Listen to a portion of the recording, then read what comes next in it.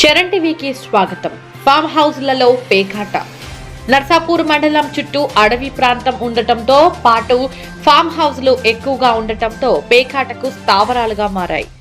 మండల పారతిలోని నత్నాయిపల్లి, ఇబ్రహీంబాద్, హత్నూరా, జక్కపల్లి, కౌడిపల్లి మండలం తునికి గ్రామాల ఫామ్ హౌస్లలో గుట్టు చప్పుడుగా పేకాట నడుస్తున్నట్లు సమాచారం.